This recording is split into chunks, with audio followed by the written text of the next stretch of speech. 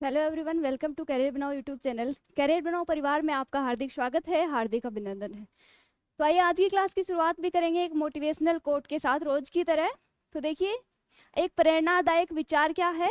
जिंदगी तेरी सपने तेरे मंजिल तेरी, जिंदगी तेरी सपने तेरे मंजिल तेरी, हार जीत मेहनत सब कुछ तेरी। फिर ये फालतू लोगों की बातें सुन के हार जाना कौन सा नाटक है।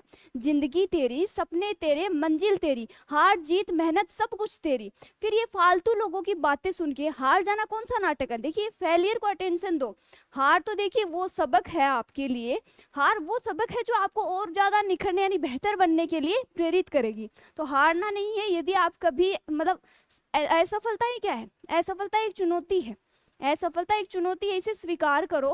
क्या कमी रह गई देखो और सुधार करो। जब तक न सफल हो जाओ नींद चैन को त्यागो तुम, जब तक न सफल हो जाओ नींद चैन को त्यागो तुम, संघर्ष के मैदान को छोड़कर यूं मत भागो तुम। तो अच्छे से मेहनत करो, ऐसे मैदान छोड़ के नहीं भागना है। फालतू लोगों की बातें सुन के हार जाना, ये कोई नाटक नहीं करने हैं अपन को।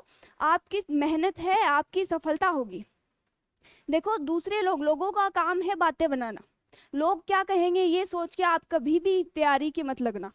लोग तो कुछ भी कहेंगे, लोगों को क्या यार, लोग कुछ भी कहेंगे। आप बस अपने माँ बाप, जो अपने मम्मी पापा को अच्छा लगे वो करो। आप, आपकी मेहनत है, आप सफल होगे एक दिन। यदि आप सच्चे मन से मेहनत कर रहे हो तो आप जरूर एक न एक दिन सफल हो जाओगे। तो लगे रहो, अच्छे से मेहनत करते रहो। हाँ, एक और जरूरी न्यूज है आपके लिए, सीआरपीएफ के लिए स्पेशल। सीआरपीएफ के लिए, आपके सीआईएसएफ के लिए, एसएससी जीडी के लिए, या फिर और भी अदर एग्जाम्स हैं जिसमें आपकी हिंदी आती है और जीके आता है, उन सब के लिए कैरियर बनाओ जो टीम है वो आपके लिए कल संडे स्पेशल 4 बजे से मैराथन क्लास लेके आ रही है, वो भी लाइव। तो हिंदी तो मैं लूंगी और आपका जीके है वो हरीश सर लेंगे। तो सभी जुड़ना न भूलें, लाइव आएगी आपकी मैराथन क्लास। कैरियर बनाओ जो टीम है उसकी तरफ से आपको उपहार दिया गया है कल संडे के दिन। तो 4 बजे से चलेगी आपकी लाइव क्लास हिंदी और जीके की, तो वो लेना न भूलें, जरूर जुड़े। तो चलिए बढ़ते हैं क्लास की तरफ। 23 क्लासें आपकी हो चुकी है, आज आपकी 24 नंबर क्लास थी। ठीक है, तो चलिए बढ़ते हैं पहले क्वेश्चन की तरफ। निम्नलिखित अनेकार्थी शब्द का दूसरा अर्थ बताइए। अनेकार्थी शब्द दे रखा है, उसका दूसरा अर्थ पूछा गया है। अनेकार्थी शब्द क्या है, कनक। कनक का होता है अर्थ धमूरा होता है, उसका एक अन्य दूसरा अर्थ और पूछा गया है। तो पहला आपका ऑप्शन है प्रसाद, दूसरा है कसौटी, तीसरा है आभूषण और 4 नंबर है आपका सोना। किसका अर्थ पूछा गया है, कनक का। तो देखिए, कनक का एक अर्थ होता है धमूरा और दूसरा इसका कनक का अन्य अर्थ होता है सोना। क्या होता है, सोना। ऑप्शन नंबर 4 है वो आपका बिल्कुल सही है। अगला है अनेकार्थी शब्द दे रखा है नाग। नाग का निम्नलिखित में से एक अर्थ है। नाग का अर्थ पूछा गया है, पहला आपका ऑप्शन है रथ, दूसरा है परात, तीसरा है हाथी और 4 नंबर है मौत। देखिए, कल वाली क्लास जो मैराथन क्लास है वो आपकी लाइव रहने वाली है, सभी जुड़ना उससे। जो भी आपको डाउट है वो भी साथ में पूछते रहते। तो देखिए, अनेकार्थी शब्द है नाग का, निम्नलिखित में से एक अर्थ बताइए। नाग का अर्थ पूछा गया है, पहला है रथ, दूसरा है परा, तीसरा है हाथी और 4 नंबर है आपका मौत। तो देखिए, नाग का एक अर्थ होता है हाथी। ऑप्शन नंबर 3 है वो आपका बिल्कुल सही है। अगला है विद्वान शब्द का स्त्रीलिंग क्या होगा। विद्वान शब्द का स्त्रीलिंग क्या होगा। पहला आपका ऑप्शन है विदुषी, दूसरा है विद्वंती, तीसरा है विद्यामती और 4 नंबर है आपका विद्यावंती। तो देखिए, विद्वान होता है वो आपका पुल्लिंग होता है, विद्वान आपका पुल्लिंग होता है और आपका स्त्रीलिंग विद्वान का क्या बनेगा, विदुषी बनेगा। क्या बनेगा, विदुषी। ये देखिए, शब्द शुद्धि में पूछा जाता है रचयिता शब्द। रचयिता शब्द होता है ना कि रचयिता। क्या होता है, रचयिता। तो ध्यान में रखना है, शब्द शुद्धि में रचयिता शब्द बहुत बार पूछा जाता है। एक विदुषी शब्द भी बहुत बार पूछा जाता है। विद्वान है वो पुल्लिंग है, उसका स्त्रीलिंग होता है विदुषी। एक रचयिता ध्यान में रखना है, रचयिता नहीं होता, रचयिता होता है। ठीक है, तो विद्वान शब्द का स्त्रीलिंग क्या होगा, विदुषी, यानी ऑप्शन नंबर 1 है वो आपका बिल्कुल सही है। अगला है सरयुर्मी से संधि है। सरयुर्मी है वो शब्द दिया गया है आपका और उसकी संधि पूछी गई है। तो देखिए, बात करें सरयुर्मी शब्द की, तो इसमें मूल शब्द है आपका उर्मी। क्या है, उर्मी इसमें मूल शब्द दिया हुआ है। सरयुमी जो बचता है वो प्लस से पहले लिख दीजिए। जो बचता है वो प्लस। सबसे पहले तो शब्द को बोलिए, सरयुर्मी शब्द को बोलना है, देखना ही नहीं उसको बोलना है। जब आप बोलोगे तो उसमें मूल शब्द की अलग ही ध्वनि आएगी। तो इसमें मूल शब्द आपका है उर्मी, जो बचता है वो प्लस से पहले लिख दीजिए। सरयू बचता है तो वो आपका प्लस से पहले लिख दें। अब देखिए ऊ प्लस ऊ मिलके क्या बन रहा है, बड़ा ऊ बन रहा है। अब देखिए समान स्वर मिल रहे हैं, संधि के नाम की बात करें तो संधि कौन सी हो जाएगी इसमें, दीर्घ संधि। समान स्वर जिस भी शब्द में मिलते हैं वहां पे संधि आपकी दीर्घ संधि होती है। एक यदि एक मात्रा से टूटते हैं तो गुण संधि होती है, यदि शब्दों में वर्दी होती है तो वर्दी संधि होती है, और यदि कोई शब्द य व र से टूटता है तो यण संधि होती है, और यदि अय आय अव और आव से कोई शब्द टूटता है तो वहां पे आपकी अयादि संधि होती है। तो सरयुर्मी शब्द में संधि की बात करें, संधि विच्छेद आपका हो जाएगा सरयू प्लस उर्मी।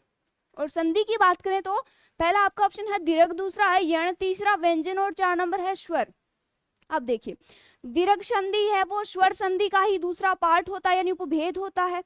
अब व्यंजन संधि कब होगी, जब व्यंजन के स्थान पे परिवर्तन होगा। संधि क्या होती है, परिवर्तन का ही दूसरा नाम क्या होता है, संधि होती है। यदि परिवर्तन नहीं हुआ तो वहां पे संधि नहीं होगी, वहां क्या होगा आपका संयोग होगा। तो ठीक है, सरयुर्मी जो शब्द है उसमें समान स्वर मिलने के कारण उसमें संधि कौन सी होगी, दीर्घ संधि होगी, और दीर्घ संधि है वो स्वर संधि का ही उपभेद है। तो ऑप्शन नंबर 1 है वो आपका बिल्कुल सही है। अगला है गो प्लस चरती की संधि है। गो प्लस चरती की सही संधि है, यानी संधि विच्छेद दे रखा है, एक शब्द पूछा है, खंडन दे रखा है, मंडन पूछा गया है। संधि का शाब्दिक अर्थ क्या होता है, मिलाना या जोड़ना होता है। जो खंडन दे रखा है उसको मिलाओगे तो कौन सा सही शब्द बनेगा। तो देखिए पहला आपका ऑप्शन है गोश्चरित, दूसरा है गोचरित चरती, तीसरा है गोश चरती, और 4 नंबर है गो है चरती। तो देखिए विसर्ग दे रखा है गो है प्लस चरती, तो विसर्ग है और विसर्ग का क्या हो जाएगा, ओ हो जाएगा, यानी विसर्ग के स्थान पे परिवर्तन हो रहा है। तो संधि तो आपकी कौन सी हो जाएगी, यहाँ पे विसर्ग संधि हो जाएगी। संधि का नाम हो जाएगा विसर्ग संधि। बात करें मंडन की, ये खंडन दे रखा है, इसका मंडन क्या होगा, गोश चरती, क्योंकि विसर्ग का यहाँ पे क्या हो जाएगा, से हो जाएगा, चरती है गोश चरती। तो जो शब्द जो संधि विच्छेद दे रखा उसके लिए एक शब्द बनेगा आपका गोश चरती, और संधि की बात करें तो संधि विच्छेद नाम क्या हो जाएगा, विसर्ग संधि। तो ऑप्शन नंबर 3 है वो आपका बिल्कुल सही है। अगला है समुद्रोर्मी का सही संधि विच्छेद क्या है। समुद्रोर्मी शब्द दिया गया है, उसका सही संधि विच्छेद क्या होगा। पहला आपका ऑप्शन है समुद्र है प्लस उर्मी, दूसरा है समुद्र धन उर्मी, तीसरा है समुद्र धन उर्मी, और 4 नंबर है समुद्रो धन उर्मी। अब देखिए एक एक ऑप्शन को काटते हैं।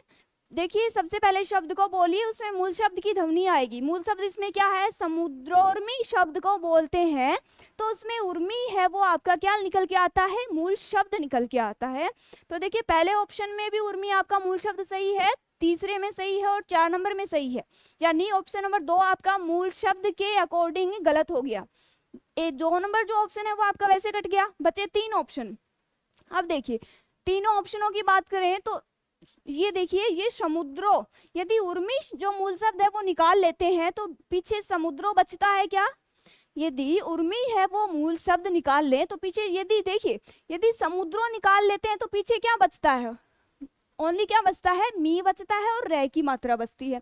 तो यदि उर्मी शब्द निकाल लेंगे तो समुद्रो कहाँ से बचा, तो ये इस अकॉर्डिंग गलत हो गया। यानी बच्चे आपके पास कितने ऑप्शन, 2 ऑप्शन बचे। अब 2 में से आपको टिक करना, यदि आ रहा है तो बहुत अच्छी बात है, और नहीं भी आ रहा है तो किस्मत आजमाइए, 1 लगाइए, यदि सही हो गया तो आपकी किस्मत अच्छी है, नहीं हुआ तो भी आपकी बुरी नहीं है किस्मत। एक क्वेश्चन से आपकी कोई किस्मत वो डिसाइड नहीं होती है।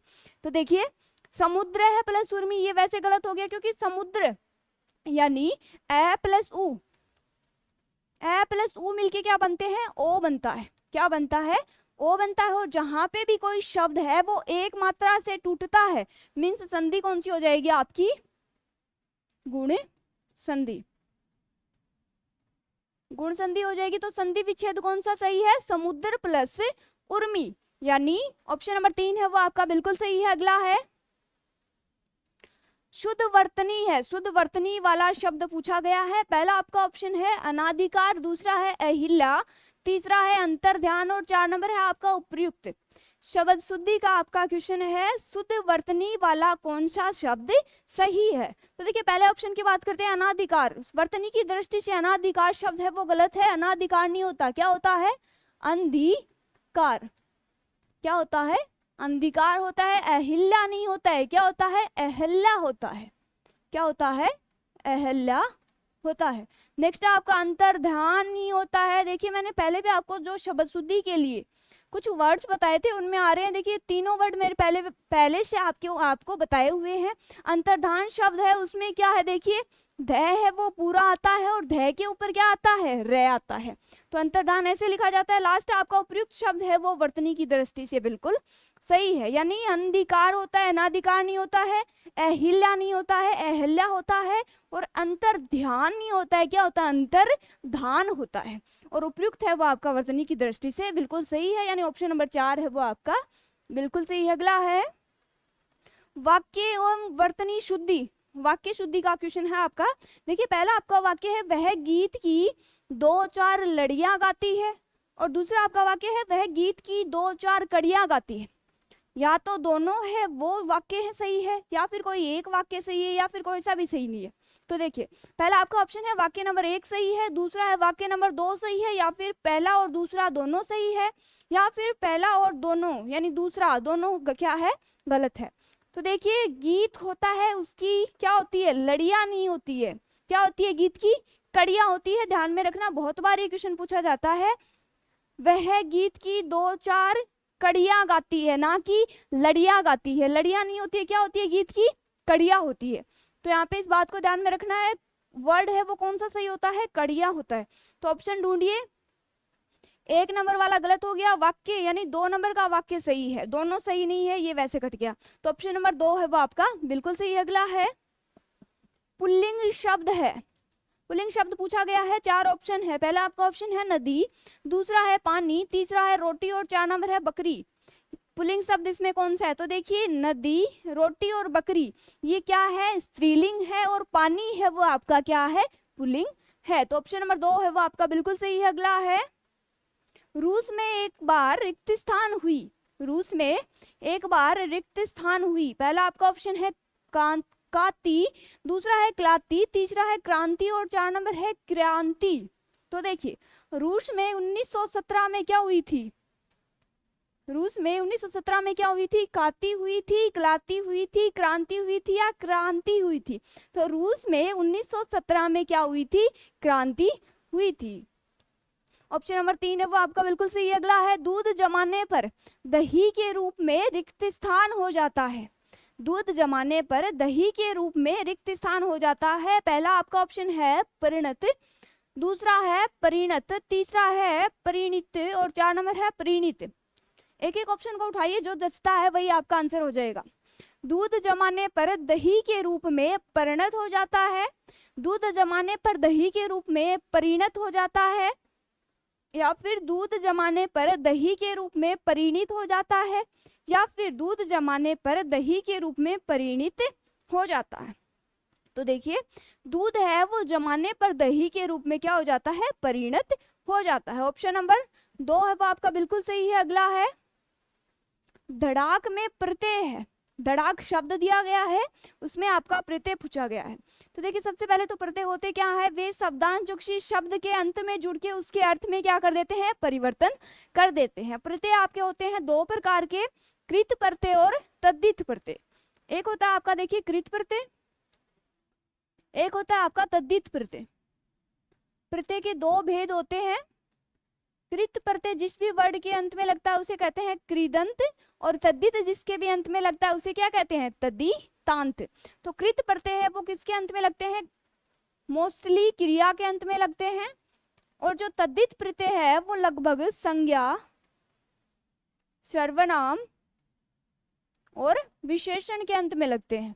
तो ध्यान में रखना है, प्रत्यय क्या होते हैं, वे शब्दांश जो किसी शब्द के अंत में जुड़ के उसके अर्थ में क्या कर देते हैं, परिवर्तन कर देते हैं, उसे प्रत्यय कहते हैं। हिंदी में आपके प्रत्यय होते हैं 2, कृत प्रत्यय और तदित प्रत्यय, अब देखिए कृत प्रत्यय होते हैं वो क्रिया के अंत में जुड़ते हैं, और तदित प्रत्यय होते हैं वो संज्ञा, सर्वनाम और विशेषण के अंत में जुड़ते हैं। तो देखिए धड़ाक में प्रत्यय पूछा गया है, पहला आपका ऑप्शन है अक, दूसरा है आक, तीसरा है अप और 4 नंबर है ओक।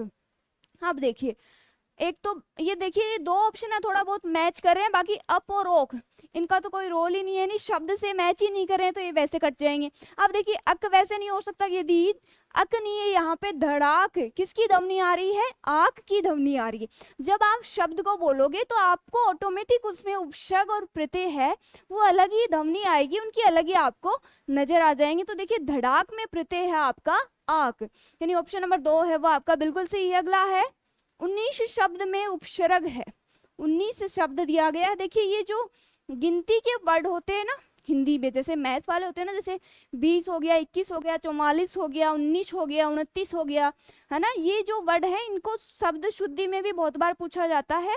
तो इनको आप इस शब्द शुद्धि की दृष्टि से भी एक बार लिखने की भी प्रैक्टिस कर लेना, बाकी इनमें उपसर्ग भी पूछ लिए जाते हैं। 19 शब्द में उपसर्ग पूछा गया है। तो देखिए पहला आपका ऑप्शन है उत, दूसरा है उत, तीसरा है उन और 4 नंबर है आपका उन। अब देखिए 19 शब्द में यदि उपसर्ग की बात करें तो कौन सा होता है, उन उपसर्ग होता है। उन उपसर्ग से बना हुआ क्या होता है, 19, यानी 20 से एक कम क्या होता है, 19 होता है। तो यहाँ पे उपसर्ग कौन सा हो जाएगा, उन, यानी ऑप्शन नंबर 4 है वो आपका बिल्कुल सही। अगला है निम्नलिखित में से किस शब्द में प्रत्यय नहीं है, कौन सा शब्द है जिसमें प्रत्यय नहीं है। पहला आपका ऑप्शन है गुणवत्ता, दूसरा है दूजा, तीसरा है इकहरा और 4 नंबर है दुबला।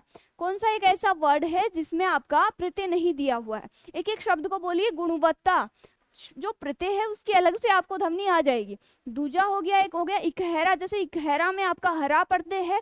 दुबला है वो आपका एक एकल शब्द है, इसमें ना तो कोई प्रत्यय है और ना ही कोई उपसर्ग है। दुबला क्या है, खुद एक मूल शब्द है। मूल शब्द होता है उसमें ना तो प्रत्यय होता है ना उपसर्ग होता है। तो दुबला है वो आपका रूट शब्द है, इसमें न कोई उपसर्ग और न कोई प्रत्यय है। तो ऑप्शन नंबर 4 है वो आपका बिल्कुल सही है। अगला है इक प्रत्यय लगाने पर सप्ताह का रूप क्या होगा।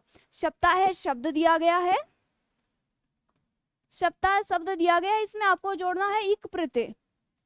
तो सप्ताह शब्द में इक प्रत्यय जोड़ेंगे तो कौन सा शब्द बनेगा। पहला आपका ऑप्शन है साप्ताहिक, दूसरा है साप्ताहिक, तीसरा है साप्ताहिक, ये दोनों सेम है। 4 नंबर आपका सप्ताहिक। तो देखिए साप्ताहिक यदि किसी वर्ड में इक प्रत्यय जोड़ते हैं तो प्रथम जो वर्ण होता है उसमें क्या होती है, वृद्धि हो जाती है। देखिए ए है यानी सप्ताह का क्या हो जाएगा, साप्ताहिक हो जाएगा। तो देखिए यहाँ पे देखिए जैसे एक वर्ड आता है आपका अंधिकार, अंधिकार शब्द होता है वो अनाधिकार नहीं होता है, ये बहुत बार एग्जाम में पूछा जाता है। अंधिकार अनाधिकार नहीं होता है, क्या होता है, अंधिकार होता है। लेकिन सप्ताह में यदि इक प्रत्यय जोड़ेंगे तो वो क्या होगा, साप्ताहिक होगा, यानी ऑप्शन नंबर 2 है वो आपका बिल्कुल सही है। अगला है विहंगम दृष्टि, विहंगम दृष्टि मुहावरे का अर्थ है। पहला आपका ऑप्शन है गहरी नजर, दूसरा है तीखी नजर, तीसरा है मंद नजर और 4 नंबर है सरसरी नजर। अब देखिए विहंगम दृष्टि कौन सी होती है, जब आपका एग्जाम टाइम चल रहा होता है, यानी आपकी एग्जाम है परसों, आपके पास 2 या 3 दिन बचे हैं, तो आप शॉर्ट नोट जो होते हैं आपको आप उनको क्या करते हैं, आपका विहंगावलोकन करते हैं, यानी उनको सरसरी नजर से देखते हैं कि एक बार कुछ छूट न जाए। एक बार सारों को आप रिवाइज करते हैं, तो जो आप रिवाइज जल्दी जल्दी जो आप रिवाइज करते हैं, देखिए लास्ट वाले जो 2-3 दिन होते हैं उसमें आप ऐसे रट नहीं सकते बैठ के, जो पढ़ा हुआ होता है उसको ही आप बार बार रिवाइज कीजिए, उसको सरसरी नजर से देखिए, वही क्या आपका विहंगम दृष्टि होता है। तो यहाँ पे ऑप्शन नंबर 4 है वो आपका बिल्कुल सही है, यानी विहंगम दृष्टि मुहावरे का अर्थ क्या होगा, सरसरी नजर से देखना। अगला है मुँह की खाना मुहावरे का अर्थ है, मुँह की खाना मुहावरे का अर्थ है। पहला आपका ऑप्शन है भोजन खा लेना, दूसरा है भाग जाना, तीसरा है हार जाना और 4 नंबर है आपका गिर पड़ना। तो देखिए मुँह की खाना मुहावरे का क्या अर्थ होता है, कई बार अपन भी लोकल लैंग्वेज में अपन यूज में लेते हैं ना कि मुँह की खा के आ गया, यानी कोई कंपटीशन चल रही होती है और वो कोई हार जाता है। कोई देखिए कंपटीशन होती है, यदि 2 में कंपटीशन होती है तो एक का हारना तो तय होता है, एक जीतेगा तो दूसरे का हारना तय है, चाहे वो कितना ही बड़ा सेंसा क्यों ना हो। तो देखिए मुँह की खाना यानी मुहावरे का अर्थ क्या होगा, हार जाना। ऑप्शन नंबर 3 है वो आपका बिल्कुल सही है। अगला है डपोर शंख मुहावरे का सही अर्थ है। डपोरशंख मुहावरे का सही अर्थ है। तो देखिए पहला आपका ऑप्शन है विशेष तरह का शंख, दूसरा है बेसिर पैर की बातें करना, और तीसरा है बहुत बड़ी गिनती, और 4 नंबर है भारतीय शंख। तो देखिए डपोर शंख है वो ना तो कोई विशेष तरह का शंख होता है, न कोई भारतीय शंख होता है, ना कोई बहुत बड़ी गिनती होती है। डपोर शंख तो अपने आप में डपोर शंख होता है, यानी बेतुका आदमी होता है जो बेतुकी बातें करता है, बिना सिर पैर की बातें करता है, जिनका कोई तुक ही नहीं होता है। तो ये कोई भारतीय वाद्य यंत्र नहीं है, ना कोई विशेष तरह का शंख है। डपोर शंख क्या है? अपने आप में डपोर शंख है, यानी बेतुका आदमी जो बेतुकी बिना सिर पैर की बातें करता। ऑप्शन नंबर 2 है वो आपका बिल्कुल सही है। अगला है 8 अध्याय है जिसमें यह किस समास का उदाहरण है?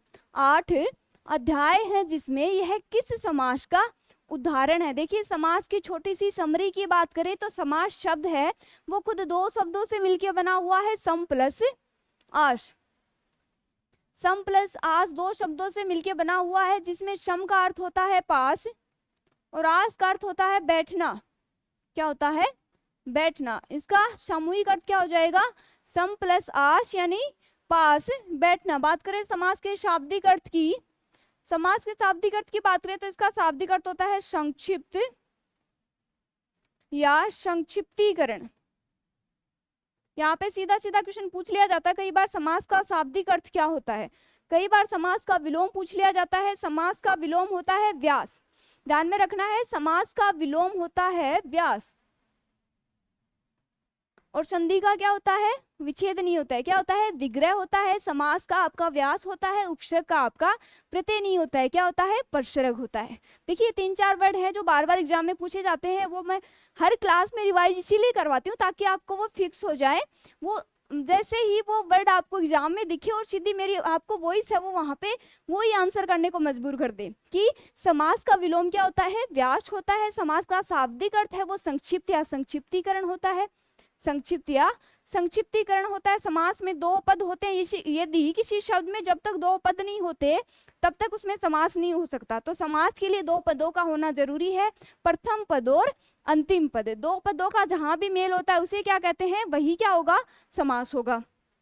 तो देखिए बात करें समास के भेद की तो समास के हिंदी जगत में 6 भेद होते हैं और पद की प्रधानता के आधार पर समास है वो 4 प्रकार का होता है। क्यों? एक देखिए 2 जो समास है यानी द्विगु और कर्मधारय समास है, उनको पद की प्रधानता के आधार पर अलग से न मान के उनको तत्पुरुष के ही उपभेद माने जाते हैं। इस कारण समास को मतलब पद की प्रधानता के आधार पर समास के 4 भेद माने जाते हैं। बात करें अव्ययभावी समास की, उसका प्रथम पद प्रधान होता है, तत्पुरुष का द्वितीय पद प्रधान होता है, द्वंद्व के दोनों पद प्रधान होते हैं। क्यों? क्योंकि द्वंद्व में दो पद होते हैं वो कोई न कोई संज्ञा होती है। लास्ट आपका बहुव्रीहि जिसमें कोई पद प्रधान नहीं होता, कोई अन्य ही पद प्रधान होता है, यानी किसी अन्य के लिए ही रूढ़ होते हैं। तो देखिए 8 अध्याय है जिसमें किस समास का उदाहरण है? पहला आपका ऑप्शन है द्विगु, दूसरा है बहुव्रीहि, तीसरा है द्वंद्व और 4 नंबर है आपका कर्मधारय। अब देखिए द्विगु समास उसी शब्द में होगा जिसका प्रथम पद क्या होगा? संख्यावाची होगा। देखिए जैसे चौराहा शब्द है, चौराहा शब्द की बात करें इसमें 4 राहों का समूह है। क्या होता है? 4 राहों का समूह है होता है, यानी प्रथम पद इसमें क्या है? संख्यावाची है। 4 क्या है? आपकी संख्या है। तो 4 राहों का समूह है मीन्स चौराहा, चौराहा मीन्स द्विगु समास। अब बहुव्रीहि समास क्या होगा? जिसमें कोई अन्य अर्थ है वो निकल के आता है। द्वंद्व समास वो होता है जिसमें दोनों पद क्या होते हैं? कोई ना कोई संज्ञा होती है। अब कर्मधारय समास वो होता है जिसमें विशेष से विशेषण या फिर उपमेय उपमान पाए जाते हैं। कोई शब्द है वो विशेषता बताता हो या फिर किसी अन्य की उपमा दी गई हो। तो देखिए 8 अध्याय है जिसमें किसमें 8 अध्याय? अष्टाध्यायी में। किसमें है? अष्टाध्यायी में। अष्टाध्यायी में 8 अध्याय होते हैं और अष्टाध्यायी जो रचना है वो किसकी है? पाणिनि की है। तो देखिए अष्टाध्यायी जो शब्द है उसमें आपका कौन सा समास है? बहुव्रीहि समास है, क्योंकि 8 अध्याय है जिसमें वो क्या है? अष्टाध्यायी है। और अष्टाध्यायी एक रचना है जो किसकी है? पाणिनि की है। इस कारण इसमें कौन सा समास हो जाएगा? बहुव्रीहि समास। ऑप्शन नंबर 2 है वो आपका बिल्कुल सही है। अगला है राजदूत, यह किस समास का उदाहरण है। राजदूत शब्द दिया गया है और ये पूछा गया है कि ये किस जो समास का उदाहरण है। तो देखिए तत्पुरुष जो समास होता है उसको कारकीय तत्पुरुष समास भी कहते हैं। ये जो चारों ऑप्शन दिए गए हैं वो क्या है, तत्पुरुष के उपभेद है, किस आधार पर है, कारकों के आधार पर। तो देखिए पहला आपका ऑप्शन है संबंध तत्पुरुष समास, दूसरा है संप्रदान तत्पुरुष समास, तीसरा है संप्रदानी दे रखा है, अगला है अधिकरण तत्पुरुष समास। तो देखिए तत्पुरुष जो समास होता है उसको कारकीय तत्पुरुष समास भी कहा जाता है, क्योंकि उसमें कारकों की क्या होती है, प्रधानता होती है। हिंदी में कारक कितने होते हैं, 8 होते हैं, उनमें विभक्तियां कितनी होती हैं, 7 होती हैं, लेकिन समास के साथ 6 ही कारकों की विभक्तियों का यूज होता है। यानी कृता और संबोधन का यूज है वो कारकों के साथ समास में नहीं होता है। कृता का आपका कारक चिन्ह नहीं होता है और संबोधन का है अरे होता है। भाई की बात करें, देखिए संबंध जो तत्पुरुष समास है उसकी विभक्ति होती है आपकी का, की, के, का, की, के। संप्रदान होता है वो होता है के लिए, क्या होता है, के लिए। लास्ट आपका अधिकरण होता है आपका में पर। तो यहाँ पे क्या पूछा है, राजदूत शब्द पूछा गया है। राजदूत में आपका कौन सा समास है, तो देखिए राजदूत का समास विग्रह होगा राजा का दूत। क्या होगा, राजा का दूत। अब देखिए इसमें किस कारक की विभक्ति का यूज हो रहा है, का विभक्ति का यूज हो रहा है, जो कौन से कारक की है, संप्रदान की। संप्रदान की जो विभक्तियां हैं वो कौन सी है, का, की और के, यानी राजा का दूत। तो कौन सा समास हो जाएगा, संबंध तत्पुरुष समास। ऑप्शन नंबर 1 है वो आपका बिल्कुल सही है। अगला है तीन वेणियां मिलती है जहां, तीन वेणियां मिलती है जहां, यह किस समास का उदाहरण है।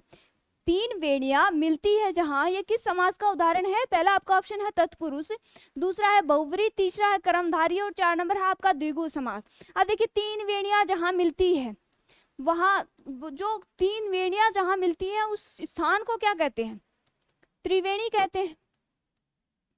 देखिए जैसे गंगा, यमुना या फिर ब्रह्मपुत्र, यदि तीन नदियां मिल रही हैं तो जो स्थान है, यदि तीन और से नदियां आ रही है वो मिल रही है, तो ये स्थान है वो क्या कहलाता है आपका, त्रिवेणी संगम कहलाता है। क्या कहलाता है, त्रिवेणी संगम कहलाता है। तो यहाँ पे कौन सा समास हो जाएगा, बहुव्रीहि समास हो जाएगा, क्योंकि नदियों का संगम जो स्थल होता है उसे क्या कहते हैं, त्रिवेणी संगम कहते हैं। तो ऑप्शन नंबर 2 है वो आपका बिल्कुल सही। अगला है